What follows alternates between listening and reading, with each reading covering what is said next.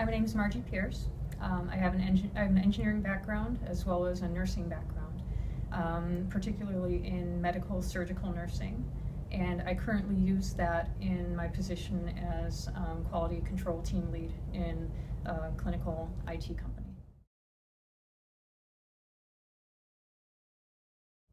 Well, I think the healthcare technology industry is, they've done a pretty good job at innovations for acute care. You know, in my time as a med-surg nurse, I saw the importance of having an electronic health record so that patients had continuity of care and that the different providers and ancillaries like physical therapy and nursing and all that could keep up with what the latest in the patient's care was. I think that's terrific that they've done that in hospitals, and now the direction that healthcare information technology is headed in is home care. So they've already come up with some innovations for this, such as insulin monitoring, INR monitoring, and such. But I think that is probably going to extend, as in the acute care field, to tracking not just the patient's physical characteristics and labs and such, but also being able to port those to all the other players in their care, on their care team.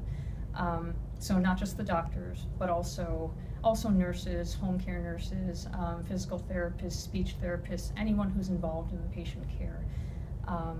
And the important thing about this is for patients to have ease of use and portability, you know, for the information that's being gathered from their, you know, from their labs and from their physical characteristics and such. So I think if we can try to develop technology that'll make it easier for patients to track their own care and be participants in their own care to more of a degree than they are now, and then be able to get that information out to other providers and other people involved on the healthcare team, I think that would be ideal. So this is kind of a subset of what's happening in acute care, trying to bring it into the home care field, so that patients are better able to care for themselves, so that the situation doesn't get bad enough where they need to go into the hospital and have acute care and raise costs for, you know, for their medical bills and, you know, and such.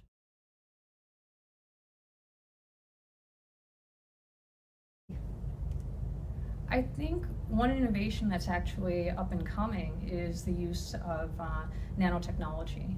So currently they're using nanotechnology to do things like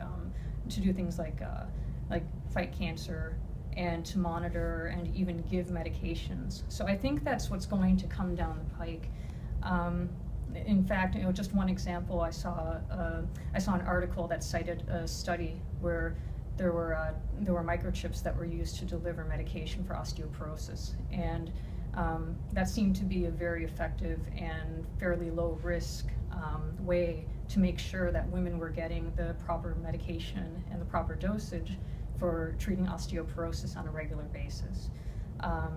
So I think that's the direction that we're headed.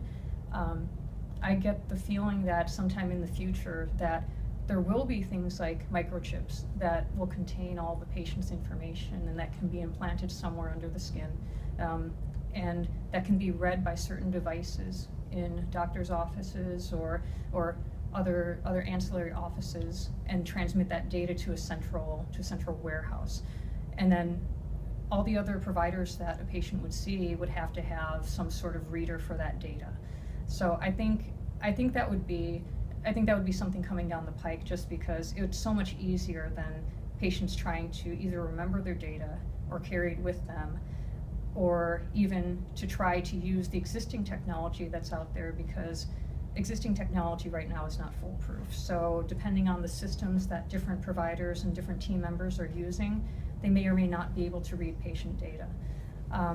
So this data goes with the patient wherever they go, and as long as the back end is there to be able to read that data, then there would be that central repository of data about that patient. And of course, there would have to be some revisions in the current cloud technology, in the security, just to make sure that HIPAA is observed and that patient data is not compromised.